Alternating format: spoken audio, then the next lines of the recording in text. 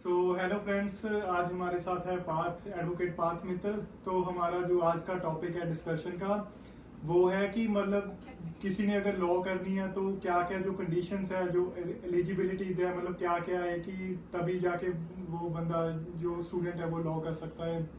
और हम इस वीडियो में आगे और भी मतलब डिस्कस करेंगे कि लॉ करने के बाद आपके पास मतलब क्या क्या ऑप्शन होते हैं, कि आप कौन सी मतलब स्ट्रीम में जा सकते हैं, कौन से आगे प्रोफेशन में जा सकते हैं। क्योंकि लॉ के बहुत ज़्यादा ऑप्शंस हैं, बहुत ज़्यादा, मतलब बाकी कंपैरिजन अगर करें बाकी फील्ड से, तो उसके बारे में आज हम डिस्कशन करेंगे। तो लेट्स स्टार्ट। यस, तो हम शुरू से मतलब शुरू करते हैं। अगर जैसे कोई 12th में है, या मतलब आप ला लो कि मतलब 11th या 12th में ला लो, मतलब 10th के बाद। हाँ, तो मतलब लॉ करने के लिए कोई इसमें रिक्वायरमेंट नहीं है कि आपका क्या बैकग्राउंड होना चाहिए। जैसे आप नॉन मेडिकल हो, या आपका कॉमर्स हो, या आर्ट्स हो, या मेडिकल हो, तो इसमें लॉ में ऐसी कोई कंडीशन नहीं होती कि आपको यही पर्टिकुलर सब्जेक्ट आपको जो स्टडी करनी है। तो इसमें लॉ में ऐसा कंडीशन नहीं है कोई भी। क्योंकि मैंने खुद नॉन मेडिकल किया था, तो उस टाइम जब मैं लॉ का मैंने डिसीजन बना लिया था कि मैंने भी मतलब लॉ करनी है, तो मुझे भी यही थॉट्स आए थे कि यार कहीं कोई लॉ के और सब्जेक्ट तो नहीं होते, कि मैं तो खुद ही डर गया था मैं कि शायद मैं लॉ नहीं कर पाऊंगा। तो फिर बाद में जैसे मैंने सीनियर से बात की अपने, तो उन्होंने बताया कि ऐसी कोई कंडीशन नहीं होती है। तो फिर मैं लॉ में आया था।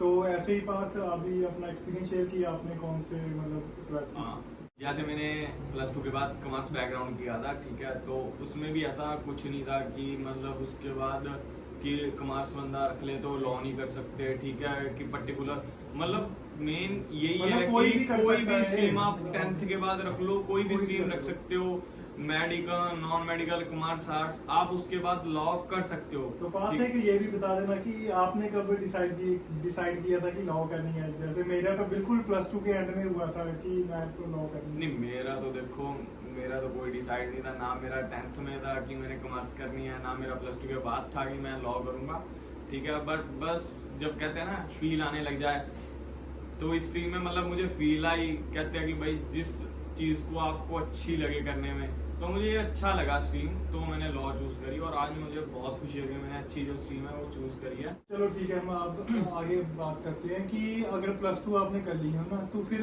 उसके बाद लॉ कैसे करनी है, मतलब कि कौन सी करनी है। जैसे तो एक मैं शुरू करता हूँ बात। तो पहले एक तो ये है कि आप अगर सिर्फ आपने लॉ ही करनी है तो आप BA LLB कर लो, तो वो 5 साल की होती है। BA + LLB इंटीग्रेटेड कोर्स होता है ये। अगर जैसे कईयों को नहीं होता कि यार लॉ नहीं, अगर को किसी ने डिसीजन ही नहीं अभी तक बनाया होता कि लॉ करनी है नहीं करनी है, वो जैसे सिंपल ग्रेजुएशन कर लेता है, BA कर लेता है, तो BA फिर 3 ईयर की होती है। उसके बाद अगर लॉ करनी है फिर आगे 3 साल लगते हैं। 6 साल हो तो गए। मतलब टोटल आपके 6 साल लग जाते हैं वैसे। अगर आपने +2 बाद ही डिसाइड कर लिया कि आपने लॉ करनी है, तो फिर आपके 5 साल 5 साल लगते हैं। जैसे केशव आपने बोला, मैं उसमें एक चीज ऐड ऑन कर दूं। जैसे आपने बोला BA LLB हो सकती है 5 साल की, ऐसी BCom LLB भी होती है, हाँ। ठीक है। तो मतलब ये 5-5 साल के हो गए जो है, ठीक है। एक मतलब जो 3 साल का है, 3 साल में ये है कि आप BA BCom कोई भी ग्रेजुएशन मतलब किसी भी स्ट्रीम में करते हो, ग्रेजुएशन ग्रेजुएशन होनी चाहिए किसी भी स्ट्रीम। उसके बाद आप LLB करते हो, ठीक है, वो 3 साल की है। तो इसमें अगर किसी ने पहले ही सोच रखा है कि हाँ मैंने लॉ करनी है, तो वो 5 साल के लिए। हाँ, अगर किसी ने ग्रेजुएशन कर ली, उसके बाद उसको समझ नहीं आना मैं कौन सी स्ट्रीम में जाऊँ, तो LLB भी अपना खुद हाँ, देख सकता है। तो LLB भी अच्छी स्ट्रीम है जो मतलब आज के टाइम में। आपका कहने का मतलब है कि अगर +2 बाद कोई क्लियर नहीं है कि मैं लॉ करूं नहीं करूं, हाँ, तो वो ऐसे कर सकता है अपनी ग्रेजुएशन कर जिसमें सकता भी है। वो इंटरेस्टेड है। बिल्कुल। उसके बाद क्योंकि 3 साल 4 साल जब भी ग्रेजुएशन हाँ, होती है, 3 तो उसके बाद अगर लॉ करना चाहता है वो कर सकता हाँ, है। मैं एक और चीज ऐड ऑन कर दूं। अगर आपने 3 साल ग्रेजुएशन करी, उसके बाद आपने 1 साल का अगर कुछ और कर लिया, ठीक है, उसके बाद भी आपका अगर कुछ नहीं, अगर आपको लग रहा कि उस फील्ड में मेरा ये नहीं हो रहा, अब तब भी LLB में आ सकते हो। इसमें मतलब कोई एज लिमिट नहीं है कि मतलब जैसे आपकी 50 की उम्र भी होगी, अगर पढ़ना है तो कर सकते हो। मतलब हमने खुद देखा है अपने हाँ, जैसे कॉलेज में हमारे सीनियर तो थे। सीनियर्स होते थे, जैसे कोई 65 होता था, 65 इयर्स ऑफ एज, कोई 60 होता था, तो हम भी बहुत मोटिवेट होते थे उनको देख के, हाँ, कि मतलब ये इतने सीनियर हैं फिर भी मतलब LLB कर रहे हैं। मतलब 65 की उम्र में भी उनको पढ़ने का मतलब इतना मोटिवेशन होती थी ना हाँ। उनको देख के कि यार मतलब ये कर रहे हैं तो हम तो कुछ हाँ। मेहनत तो करें। तो पाथ थोड़ा हम सिलेबस भी देख लेते हैं ऊपर हाँ। ऊपर से, है ना, कुछ कि बता दे क्या हाँ, कितना कि सिलेबस कितना होता है, syllabus होना क्योंकि चाहिए। बच्चों के माइंड में यही थॉट होता है कि यार सिलेबस पता नहीं बहुत बड़ा और होगा। आजकल तो फोन भी आ रहे हैं, जैसे बच्चों के जैसे अभी एग्जाम वगैरह खत्म हो रहे हैं, तो कि हमें क्या करना चाहिए, लॉ करनी चाहिए, सिलेबस क्या है। मेरे को तो खुद मतलब बहुत मतलब पूछ रहे हैं कि कैसे करें, मतलब ये तो मैं कि यार कोई नहीं इस पे नहीं। वीडियो बनाते हैं। क्या हाँ, जो सबसे बड़ी बात कि जो आप 5 साल का ये कोर्स करते हो ना, BLLB, ये जो डिग्री है ये नहीं है कि आपको BA की अलग मिलेगी या लॉ की अलग मिलेगी। इसमें जो डिग्री है वो 5 साल बाद इकट्ठी मिलेगी, BA LLB की। मतलब ये रूल्स 2017 से पहले होते थे। हाँ, पहले होते थे। लोगों को आज भी ये मतलब काफी Confusion कंफ्यूजन होती है है कि भाई BA की 3 साल बाद दे देंगे, 2 साल बाद लॉ की दे देंगे, तो ठीक है हम उसके बाद ना वैकेंसीज फिल कर लेंगे। तो ऐसा कुछ नहीं है, 5 साल बाद ही जो डिग्री है वो अब मिलती है। मतलब 5 साल के बाद ही आपके पास डिग्री हाँ। मिलेगी। 5 साल से पहले एक तरह +2 पास हो, 5 साल के पहले कुछ नहीं मिलेगा आपको, ठीक मतलब है। आप कोई भी गवर्नमेंट एग्जाम्स होते हैं हाँ, जैसे वो जिनकी कंडीशन होती है कि ग्रेजुएशन कम से कम की हो, पर वो आप 5 साल से पहले नहीं नहीं कर नहीं सकते। नहीं, वो 5 साल के पहले नहीं, वो 5 साल के बाद ही आप कर सकते हो। 5 साल बाद ही आपको डिग्री मिलेगी। जो मतलब जो हम कंबाइंड कोर्स करते हैं BLLB, उसी की मिलेगी। उसी की कंबाइंड मिलेगी, उसी हाँ। की भी ऐसे नहीं कि BA की अलग नहीं, वो इकट्ठी होती है। कंबाइंड मिलेगी। जो अपना 50-60 जितने भी सब्जेक्ट हैं सारे वो होते हैं। सारे इकट्ठे करके जो टोटल मार्किंग होगी हाँ, वो तो जैसे परसेंटेज वगैरह हाँ। बाकी सबका होता है। हाँ, वो सारी इकट्ठी मिलेगी। तो ये क्लियर कर दूं मैं, BA LLB जो है वो अलग अलग मतलब जो डिग्रीज है नहीं वो मिलती, वो इकट्ठी मिलेगी। इकट्ठी मतलब एक ही डिग्री हाँ, मिलती है। एक ही डिग्री मिलती है। ये बहुत बच्चों के क्वेश्चन थे कि हमारे को 3 साल बाद मिलेगी या नहीं मिलेगी। तो ये एक्चुअली 2017 से पहले होता हाँ, था। 2017 से पहले का कंसेप्ट था। क्योंकि ऐसे था ना कि अगर किसी को बीच में छोड़नी है, जैसे 3 साल हो गए उसके 4 साल, नहीं, but कम से अभी- कम उसकी ग्रेजुएशन का तो उसको मिले ना। नहीं, बट अभी भी है, प्रोविजन है कि अगर हम ले सकते हैं अगर चाहो, बट वो स्पेशल फिर- केसेस है कि अगर मतलब हमने इंडिया में नहीं रहना, हमने बाहर मतलब जाना, कोई भी मतलब बहुत ऐसे- स्पेशल केस होता है कि अगर यूनिवर्सिटी प्रोवाइड करवा दे। बट अब फिलहाल ये बंद है रूल, जो ये 2017 से बंद कर हाँ दिया। बंद है। हाँ, तो बात में मतलब सिलेबस भी हम बता देते हैं कि जो लॉ का है, जैसे इंटीग्रेटेड कोर्स का ही जैसे हमने BLLB की है, तो हम उसका बता देते हैं कि मतलब क्या पूरा सिलेबस होता है, कैसे मतलब 5 साल में। तो हमारे जैसे 50-60 सब्जेक्ट होते हैं 5 साल में जो कवर करने होते हैं। और जैसे BLLB है तो इसका ऐसे नहीं है कि पहले BA के होंगे 3 साल, फिर लॉ के होंगे। पहले मेरे को भी ऐसे ही था कि पहले 3 साल लगता है BA के सब्जेक्ट कवर होंगे, फिर लॉ के। बट ऐसा नहीं है, इंटीग्रेटेड होता है। जैसे 3 सब्जेक्ट जो BA के आप स्टडी करोगे पहले साल में, तो 2 लॉ के करोगे, ठीक है। जैसे आगे आगे आप जाते रहोगे, जैसे सेकेंड ईयर में तो लॉ के सब्जेक्ट है वो इंक्रीज होते रहेंगे और BA के कम होते रहेंगे। और लास्ट ईयर में तो मुझे लगता है सारी लॉ के होते हैं। सारी लॉ आते हैं। तो मतलब ऐसा नहीं है कि आप सीधा +2 के बाद सारी आपको लॉ के करने पड़ेंगे, आप मतलब प्रेशर में आ जाओगे कि यार लॉ के ऐसे होते हैं। तो मतलब BA के इजी सब्जेक्ट्स होते हैं।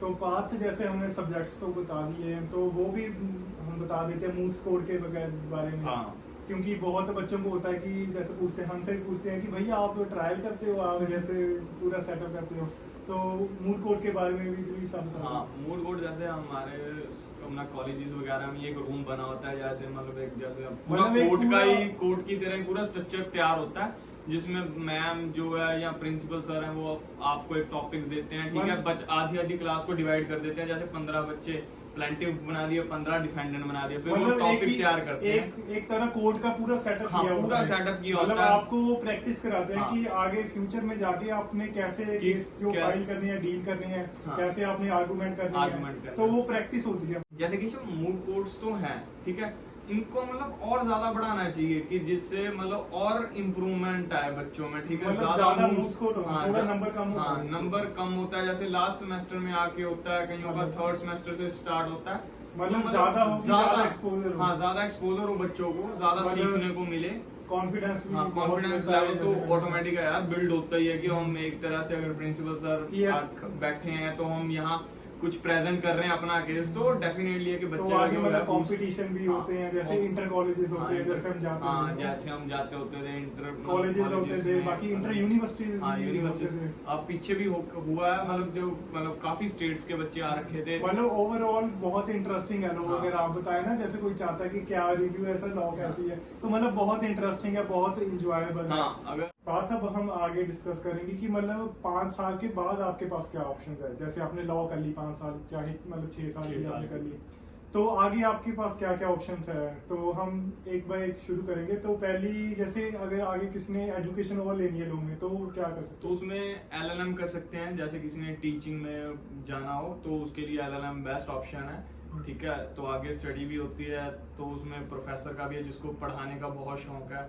तो उसके लिए LLM रिक्वायर्ड है। और ये 2 साल की होती है, कोई इसका वो ज्यादा लंबा टाइम पीरियड भी नहीं है। मतलब 2 साल में ही खत्म हो 2 जाती साल है। में ये खत्म हो जाती है अपनी LLM। तो उसके बाद वो टीचिंग शुरू कर सकता है कॉलेजेस में, जहाँ लॉ कॉलेजेस है वहाँ पे। मतलब प्रोफेसर हाँ, के लिए तो है ही है, प्रोफेसर तो के बाकी भी जो हाँ, चाहते हैं बाकी जो करना करना चाहते हैं, जैसे कोई कहता है कि नहीं यार हमने हमें जैसे LLM लॉ करनी है की और और नॉलेज चाहिए, नॉलेज चाहिए, या किसी में मास्टरी करनी है, हम्म। ठीक है, तो वो अपना LLM चूज कर सकता है। अच्छा, जैसे हमने देखा है कि हमारे जो सीनियर एडवोकेट्स हैं उन्होंने भी हाँ, LLM की, कई कर लेते हैं, कई LLM कर लेते कई हैं, तो मतलब इंटरनेशनल तक भी हाँ, कर लेते हैं, कई- कई यूके जैसे हाँ, या यूके में तो चलो है ये कि मतलब अपना और जो उनका लॉ है वो तो चलो कोई नेक्स्ट वीडियो में कवर करेंगे, कोई वो कोई बात नहीं। फिर करेंगे। हाँ।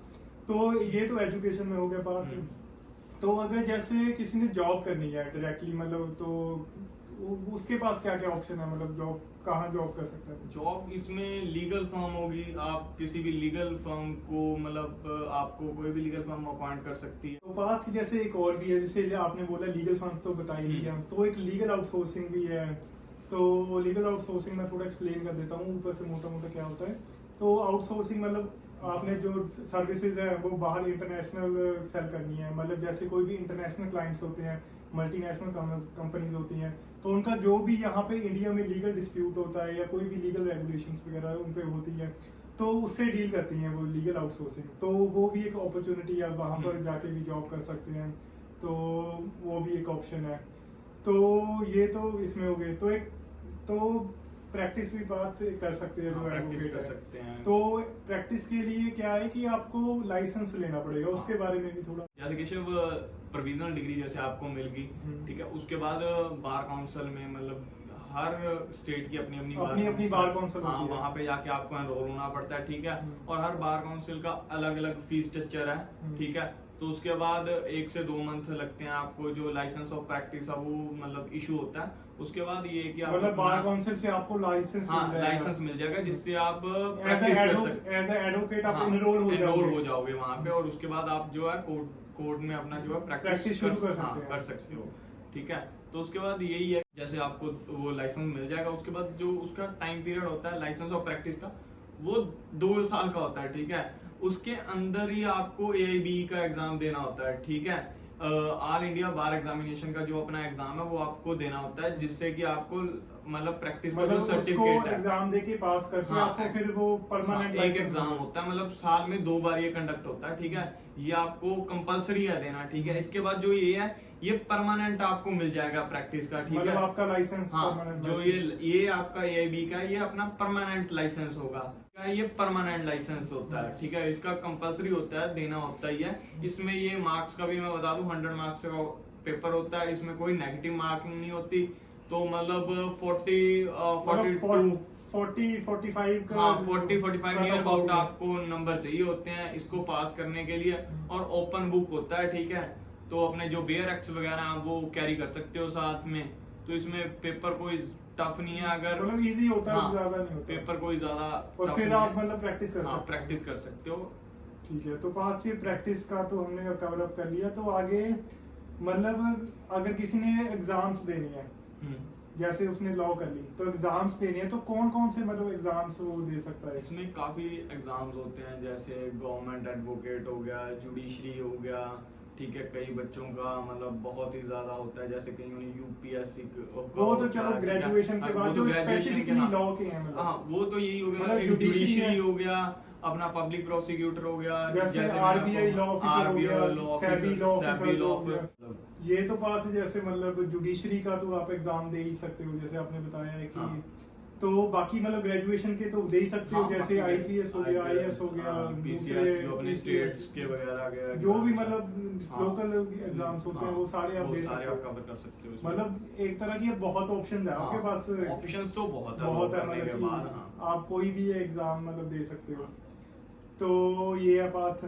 So thank you friends, I hope ये वीडियो जो आपको थोड़ी इंफॉर्मेटिव लगेगी। अगर किसी को कोई मतलब कोई डाउट वगैरह हो तो वो कमेंट करके बता सकता है, ठीक है। तो जो नेक्स्ट वीडियो होगी हम उसमें जरूर कवर अप कर देंगे उस टॉपिक को, ठीक है। Thank you.